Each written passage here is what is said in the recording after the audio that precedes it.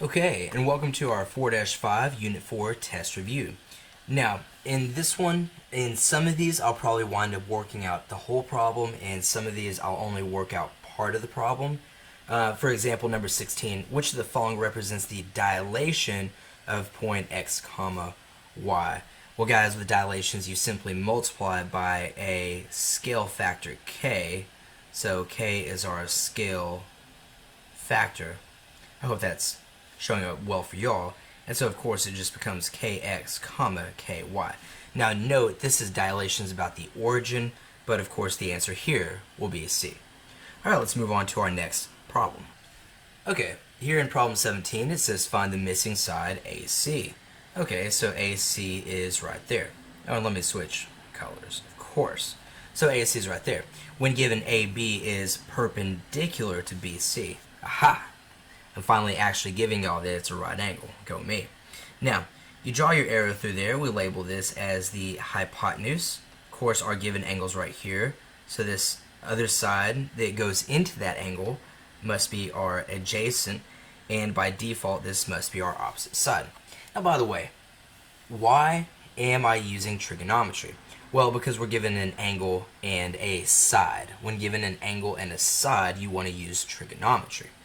Okay, so also from here, I note that find the missing side AC. Oh yes, we're looking for this. In fact, let me call this X. The adjacent has no useful information. So since we have the hypotenuse and the opposite, we're looking for an H and an O. Remember, when you write out SOHCAHTOA, well, here's an O, here's an H. Here's an O, here's an H. We are looking to use SO, or in this case, it's actually sine theta is equal to the opposite over the hypotenuse. Now, what does that look like when we plug everything in? Okay, well, we're going to have the sine of our angle, 42, is equal to the opposite side, 17 over x. Now, notice, let me erase this arrow here, so it's a little nicer and neater. To get rid of anything in the denominator, we simply multiply both sides by x. So now I have x sine 42 is equal to 17. Also, recall that whenever we have this scenario right here, the x and the sine 42 are being multiplied by each other, so we'll simply divide both sides by the sine of 42. So I'll divide the 17 by the sine of 42. Okay, now let me really write this out where it's nice and large. So we have x is equal to 17 all over the sine of 42. And you'll notice something here. Remember, when x is in the denominator, the x and the sine usually, or typically, or always, will kind of switch places. Okay, so from here you want to grab yourself a calculator. And we have 17 divided by the sine 42 will give us 25.41 once I round that zero. Okay, so our hypotenuse is going to be, right in a different color here, 25.41 inches. By the way, if we wanted to find this third side, you could now use the Pythagorean theorem, or you could simply use another trigonometric function. Alright, moving on. Okay, find the area of the triangle given below. Now notice, I would also have to tell you that this is a right triangle, but let's just assume it is. And so we have this side 14 and 19. We're not given a side and an angle. Here we're given two sides, so we simply just want to label that x and use our Pythagorean theorem. One final note though, the 19 is clearly the hypotenuse, so when using the Pythagorean theorem, it will have to be our c term. So we have a squared plus b squared is equal to c squared, and here we can put the 14 as the a term. 14 squared plus x squared is equal to 19 squared. Now, you probably want to use a calculator for these, but 14 squared is 196 plus x squared, and 19 squared, I believe, is 363, but let me just check with my calculator. Oh, it's 361, and this is why we always double check ourselves. Okay, So we subtract 196 from both sides, and now I have x squared is equal to 361 minus 196 will of course be 165. From here I can take the square root of both sides, and I get that x is equal to 12.85 once I round. Okay, so here x is equal to 12.85, but notice this is asking for the area. So here we actually have to utilize the area of a triangle formula. We know that the area of a triangle is b, or base times height, divided by 2. Or in this case, we'd say that our base is 12.85 times our height of 14, all divided by 2.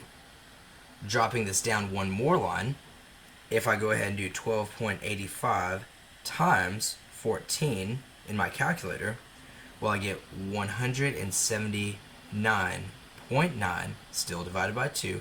And when I go ahead and divide that number by 2, I get my final actual answer, 89.95. Oh, in this case, will be inches squared. Remember, guys, area is always in inches squared. All right, let's move on. Okay, here we have number 19. Given the construction below, which of the statements is false? Now, I'm only going to go through parts A and B with y'all, and let's check it out. How do you tackle something like this? We say A, B, L, that's clearly a part, and we see L, B, C, L, B, C, that's clearly another part. Oh, and by the way, these are the constructions for an angle bisector. That means it's cutting this angle into two congruent pieces. Okay, well, this part is really a half, this part is really half, and is it true to say the part is congruent to the part? Yeah, that's true, but we're looking for the false statement, so it's not A. Okay, this is saying 2 times ABL. Well, remember ABL was a part, so we're saying 2 parts are equal to, and notice ABC is the whole. Is it true that these 2 parts are equivalent to the whole? Yeah, that's true. Remember, we're looking for the false statement, so that can't be it. So I leave you to figure out, is the correct answer C or D? Okay, here we have problem 20. Given BL is an altitude and ABC is a right triangle to ABC, is a right triangle. And by the way, when BL is an altitude, that means that it connects to form a right angle down there. Find the area of the triangle when AL is 13 and LC is 4.3. Okay, well, notice to find the area of the triangle, we need to find the height, or h, of the triangle. And when it's an altitude, we know that the altitude is special because it is in fact a geometric mean of the 2 base segments. So what's the geometric mean? It means that if this is x and this is y, you can write the formula x times y is equal to h squared. Okay, or in this case we'd write 13 times 4.3 is equal to h squared, our height. Now, what is 13 times 4.3? That's going to give us 55.9 is equal to h squared.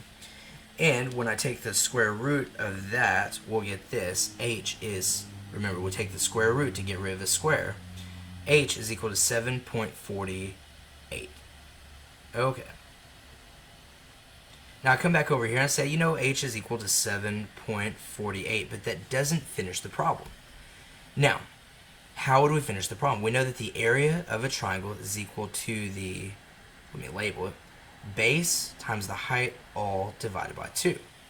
So I'm going to give you this formula. We know that the height is 7.48, but we have a problem. The base is in 2 parts. It's in the 13 and the 4.3. So what are we going to do here? Well, we'll simply do part plus part is equal to the whole, or in this case 13 plus 4.3 will give us 17.3. Alright, I leave y'all to take these 2 measurements. One is the base, one is the height, and I leave you to find the area on your own. Good luck.